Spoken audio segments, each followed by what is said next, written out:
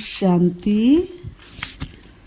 4 फरवरी 2025 प्रातः मुरली। ओम शांति। बाप दादा मधुबन। आज बाबा ने सुनाया, मीठे बच्चे, बाप तुम्हें अविनाशी ज्ञान रत्नों का दान देते हैं, तुम फिर औरों को दान देते रहो, इसी दान से सद्गति हो जाएगी। मीठे बच्चे, बाप तुम्हें अविनाशी ज्ञान रत्नों का दान देते हैं, तुम फिर औरों को दान देते रहो, इसी दान से सद्गति हो जाएगी। आज की मुरली में बाबा ने प्रश्न किया, कौन सा नया रास्ता तुम बच्चों के सिवाय कोई भी नहीं जानता है? कौन सा नया रास्ता तुम बच्चों के सिवाय कोई भी नहीं जानता है? उत्तर में बाबा ने बताया, घर का रास्ता व स्वर्ग जाने का रास्ता अभी बाप द्वारा तुम्हें मिला है। तुम जानते हो शांति धाम हम आत्माओं का घर है। स्वर्ग अलग है, शांति धाम अलग है। ये नया रास्ता तुम्हारे सिवाय कोई भी नहीं जानता। तुम कहते हो अब कुंभकर्ण की नींद छोड़ो, आंख खोलो, पावन बनो। पावन बनकर ही घर जा सकेंगे। आज की मुरली से गीत बजा है, जाग सजनिया जाग, तुझे तेरा सजन जगाए रे। ओम शांति। भगवान वाच, ये तो बाप ने समझाया है कि मनुष्य को व देवताओं को भगवान नहीं कहा जाता, क्योंकि इनका साकारी रूप है। बाकी परमपिता परमात्मा का न आकारी न साकारी रूप है, इसलिए उनको सिर्फ परमात्मा नमः कहा जाता है। ज्ञान का सागर वह एक ही है, कोई मनुष्य में ज्ञान हो नहीं सकता। किसका ज्ञान? रचता और रचना के आदि मध्य अंत का ज्ञान, अथवा आत्मा और परमात्मा का ये ज्ञान कोई भी में है नहीं। तो बाप आकर क्या करते हैं? जगाते हैं। हे सजनिया, हे भक्तियाँ जागो। सभी मेल अथवा फीमेल भक्तियाँ हैं, भगवान को याद करते हैं। सभी ब्राइडस याद करती है एक ब्राइड ग्रूम को। सभी आशिक आत्माएं परमपिता परमात्मा मासुक को याद करती हैं। सभी सीताएं हैं। राम एक परमपिता परमात्मा है। राम अक्षर क्यों कहते हैं? रावण राज्य है ना, तो उसकी भेंट में राम राज्य कहा जाता है। राम है बाप, जिसको ईश्वर भी कहते हैं, भगवान भी कहते हैं। असली नाम उनका है शिव। तो अब कहते हैं जागो, अब नवयुग आता है। पुराना खत्म हो रहा है। इस महाभारत लड़ाई के बाद सतयुग स्थापन होता है और इन लक्ष्मी नारायण का राज्य होगा। पुराना कलयुग खत्म हो रहा है, इसलिए बाप कहते बच्चे सतयुग स्थापन होता है और इन लक्ष्मी नारायण का राज्य होगा। पुराना कलयुग खत्म हो रहा है, इसलिए बाप कहते बच्चे सतयुग, इसलिए बाप कहते बच्चे कुंभकर्ण की नींद को छोड़ो। बाबा कहते हैं अब आंख खोलो, नई दुनिया आती है। नई दुनिया को स्वर्ग अथवा सतयुग कहा जाता है। अब नया सवेरा आने वाला है। अंधकार धीरे धीरे समाप्त होता चला जाएगा। इसलिए बाबा ने कहा जागो, अज्ञानता की नींद को छोड़ दो। तो बाबा कहते ये है नया रास्ता। बाबा ने कहा वह घरवा स्वर्ग में जाने का रास्ता कोई भी नहीं जानते। कोई मनुष्य कितना भी अपने आप को अपने ऊपर श्री श्री 108 नाम रखे, लेकिन सतयुग और परम धाम में जाने का रास्ता कोई मनुष्य न जानता है और न दूसरों को बता सकता है। स्वर्ग अलग है, शांति धाम जहाँ आत्माएं रहती हैं वह अलग है। अब बाप कहते जागो, तुम रावण राज्य में पतित हो गए हो। इस समय एक भी पवित्र आत्मा नहीं हो सकती। पुण्य आत्मा नहीं कहेंगे, बल मनुष्य दान पुण्य करते हैं, परंतु पवित्र आत्मा तो एक भी नहीं है। यहाँ कलयुग में है पतित आत्माएं, सतयुग में है पावन आत्माएं। इसलिए कहते हैं शिव बाबा आकर हमको पावन आत्माएं बनाओ। ये पवित्रता की बात है। इस समय बाबा ने कहा इस समय मैं, बाबा ने कहा इस समय बाप आकर तुम बच्चों को अविनाशी ज्ञान रत्नों का दान देते हैं। कहते हैं तुम भी औरों को दान देते रहो तो 5 विकारों का ग्रहण छूट जाए। 5 विकारों का दान दो तो दुख का ग्रहण छूट जाए। पवित्र वन सुखधाम में चले जाएंगे। 5 विकारों में नंबर 1 है काम, उसको छोड़ पवित्र बनो। खुद भी कहते हैं पतित पावन हमको पावन बनाओ। पतित विकारी को कहा जाता है। ये बाबा ने कहा ये सुख और दुख का खेल भारत के लिए ही है। बाप भारत में ही आकर साधारण तन में प्रवेश करते हैं, फिर इनकी भी बायोग्राफी बैठ सुनाते। किनकी? ब्रह्मा बाबा की जीवन कहानी भी बैठ सुनाते हैं। यह है सब ब्राह्मण ब्राह्मणियाँ, प्रजापिता ब्रह्मा की औलाद। तुम सबको पवित्र बनने की युक्ति बताते हो। ब्रह्मा कुमार और कुमारियाँ तुम विकार में जा नहीं सकते हो। तुम ब्राह्मणों का ये एक ही जन्म है। देवता वर्ण में तुम 20 जन्म लेते हो, वैश्य शूद्र वर्ण में 63 जन्म। ब्राह्मण वर्ण का ये एक अंतिम जन्म है जिसमें पवित्र बनना है। बाप कहते हैं पवित्र बनो। बाप की याद अथवा योग बल से विकर्म भस्म होंगे। ये एक जन्म पवित्र बनना है। सतयुग में तो कोई पतित होता ही नहीं। अभी अंतिम जन्म पावन बनेंगे तो 21 जन्म पावन रहेंगे। पावन थे अब पतित बने हो। पतित है तब तो बुलाते हैं। पतित किसने बनाया है? रावण की आसुरी मत ने। सिवाय मेरे तुम बच्चों को रावण राज्य से दुख से कोई भी लिबरेट कर नहीं सकते। सभी काम चिता पर बैठ भस्म हो पड़े हैं। मुझे आकर ज्ञान चिता पर बिठाना पड़ता है, ज्ञान जल डालना पड़ता है, सबकी सदगति करनी पड़े। जो अच्छी रीति पढ़ाई पढ़ते उनकी ही सदगति होती है। बाकी सब चले जाते शांति धाम में। सतयुग में सिर्फ देवी देवता है, उनको ही सदगति मिली हुई है। बाकी सबको गति अथवा मुक्ति मिलती है। 5000 वर्ष पहले इन देवी देवताओं का राज था। लाखों वर्ष की तो बात है नहीं। अब बाप कहते मीठे मीठे बच्चों मुझ बाप को याद करो। मन मनावो अक्षर तो प्रसिद्ध है। भगवान वाच कोई भी देहधारी को भगवान नहीं कहा जाता। आत्माएं तो एक शरीर छोड़ दूसरा लेती हैं, कभी स्त्री कभी पुरुष बनती हैं। भगवान कभी भी जन्म मरण के खेल में नहीं आता। ये ड्रामा अनुसार नूंद है। एक जन्म न मिले दूसरे से, फिर तुम्हारा ये जन्म रिपीट होगा तो यही एक्ट यही फीचर्स फिर लेंगे। ये ड्रामा अनादि बना बनाया है, ये बदल नहीं सकता है। बाबा ने कहा ये ड्रामा बदल नहीं सकता है। श्री कृष्ण को जो शरीर सतयुग में था वह फिर वहाँ मिलेगा। बाबा ने कहा वो फिर यहाँ मिलेगा, वहाँ मिलेगा। वह आत्मा तो अभी यहाँ है, तुम अभी जानते हो हम सो बनेंगे।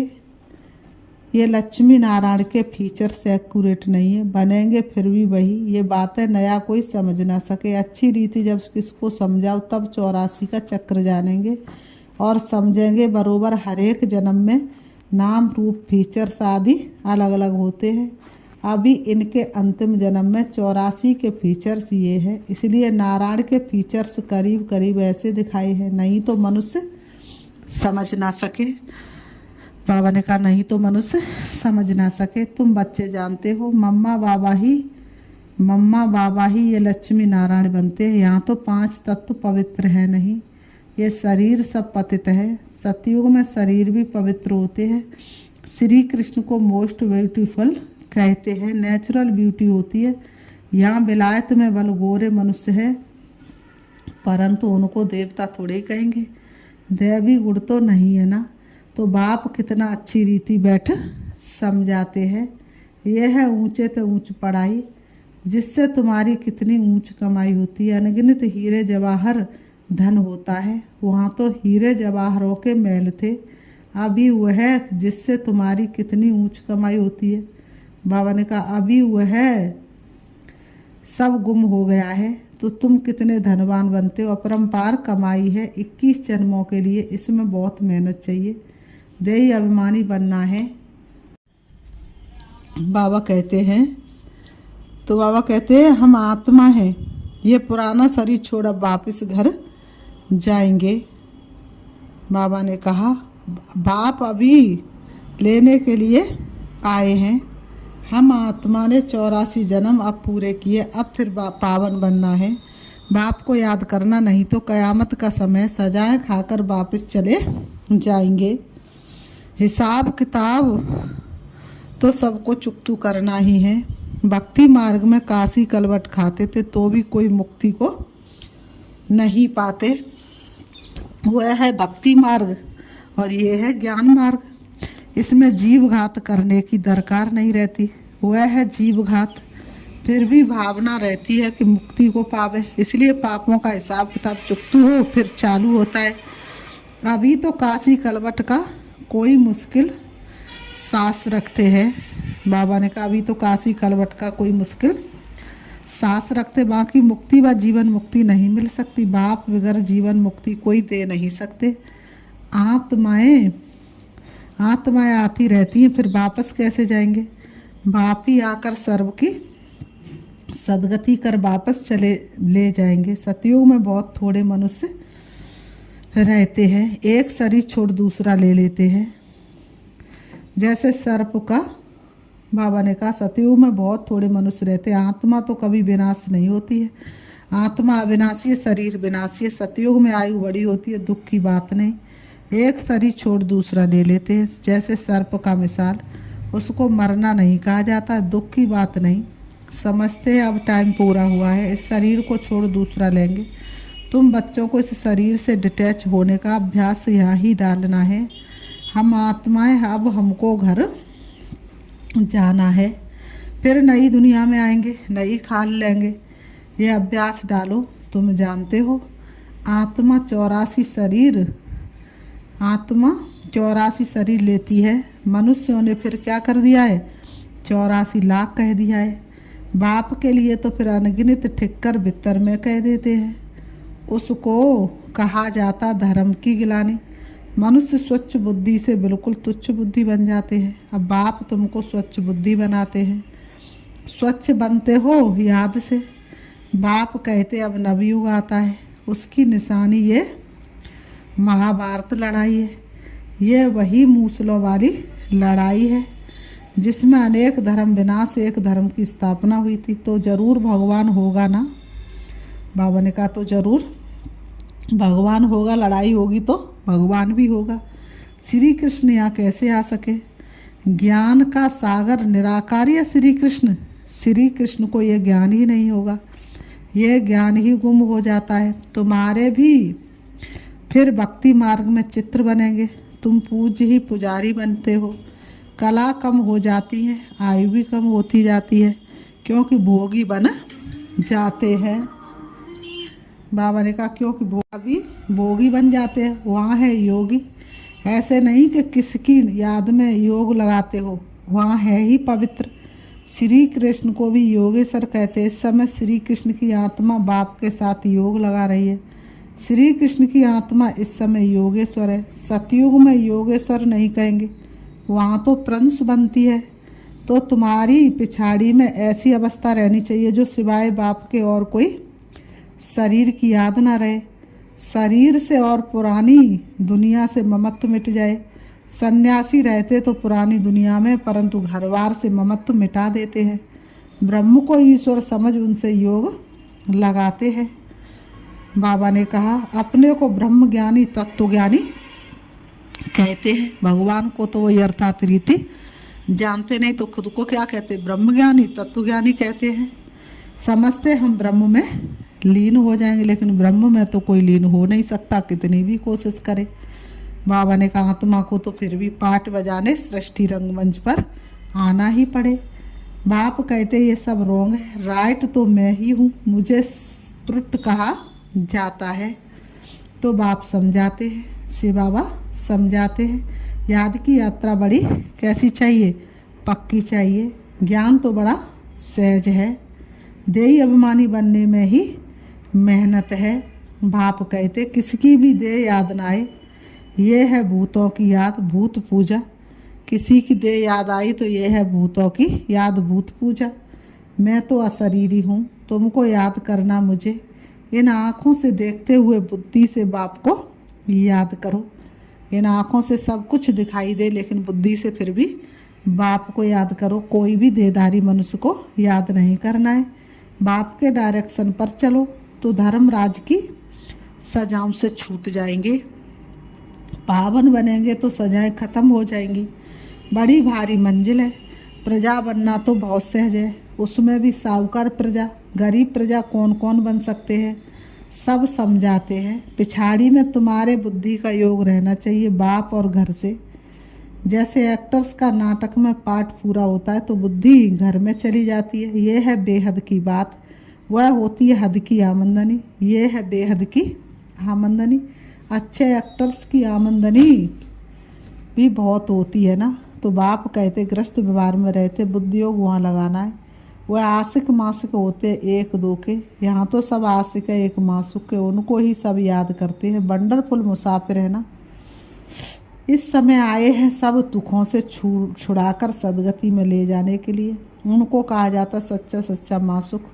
वह एक दो के शरीर पर आशिक होते हैं, विकार की बात नहीं, उसको कहेंगे देह अभिमान का योग। ये वह भूतों की याद हो गई। मनुष्य को याद करना माना 5 भूतों को, प्रकृति को याद करना।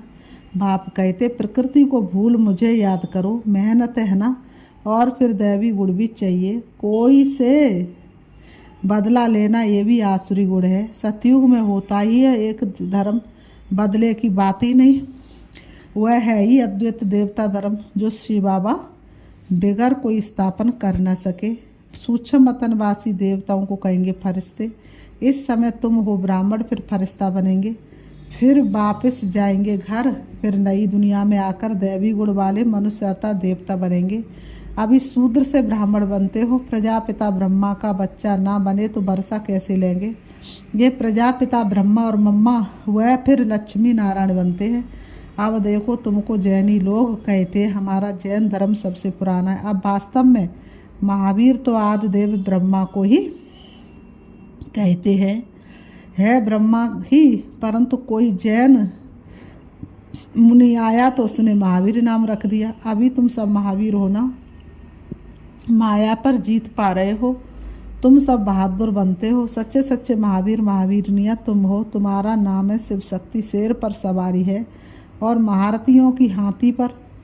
फिर भी बाप कहते बड़ी भारी मंजिल है, एक बाप को याद करना है तो विक्रम विनाश हो, और कोई रास्ता नहीं है। योग बल से तुम विश्व पर राज्य करते हो। आत्मा कहती है अब मुझे घर जाना है, ये पुरानी दुनिया है। यह है बेहद का संन्यास। गृहस्थ व्यवहार में रहते पवित्र बनना और चक्र को समझने से चक्रवर्ती राजा बन जाएंगे। फिर बाबा ने कहा अच्छा, मीठे मीठे सिकीलते बच्चों प्रति माता पिता बाप दादा का याद प्यार और गुड मॉर्निंग। रूहानी बाप की रूहानी बच्चों को नमस्ते। हम रूहानी बच्चों की रूहानी बाप दादा को याद प्यार और नमस्ते नमस्ते नमस्ते। धारणा के लिए मुख्य सार नंबर 1, धर्मराज की सजाओं से बचने के लिए किसी की भी देह को याद नहीं करना है। इन आँखों से सब कुछ देखते हुए एक बाप को याद करना है। अशरीरी बनने का अभ्यास करना है, पावन बनना है। नंबर 2, मुक्ति और जीवन मुक्ति का रास्ता सबको बताना है। अब नाटक पूरा हुआ, घर जाना है। इस स्मृति से बेहद की आमदनी जमा करनी है। आज की मुरली से बाबा ने वरदान दिया है, 1 सेकंड की बाजी से सारे कल्प की तकदीर बनाने वाले श्रेष्ठ तकदीरवान भव। 1 सेकंड की बाजी से सारे कल्प की तकदीर बनाने वाले श्रेष्ठ तकदीरवान भव। स्पष्टीकरण, इस संगम के समय को वरदान मिला है, जो चाहे जैसा चाहे जितना चाहे उतना भाग्य बना सकते हैं, क्योंकि भाग्य विधाता बाप ने तकदीर बनाने की चाबी बच्चों के हाथ में दी है। लास्ट वाला भी फास्ट जाकर फर्स्ट आ सकता है। सिर्फ सेवाओं के विस्तार में स्वयं की स्थिति सेकंड में सार स्वरूप बनाने का अभ्यास करो। कभी अभी डायरेक्शन मिले 1 सेकंड में मास्टर बीज हो जाओ तो टाइम ना लगे। इसे 1 सेकंड की बाजी से सारे कल्प की तकदीर बना सकते हो। आज का स्लोगन है, डबल सेवा द्वारा पावरफुल वायुमंडल बनाओ तो प्रकृति दासी बन जाएगी। डबल सेवा द्वारा पावरफुल वायुमंडल बनाओ तो प्रकृति दासी बन जाएगी।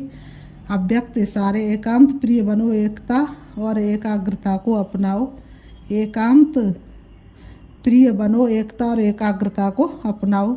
अनेक वृक्षों की डालियां अब एक ही चंदन का वृक्ष हो गया है। लोग कहते 2-4 माताएं भी एक साथ इकट्ठी नहीं रह सकती, और सभी अभी माताएं सारे विश्व में एकता स्थापन करने के निमित्त माताएं ही भिन्नता में एकता लाई हैं। देश भिन्न है, भाषा भिन्न भिन्न है, कल्चर भिन्न भिन्न है, लेकिन आप लोगों ने भिन्नता को एकता में लाया है। अच्छा, ओम शांति। ओम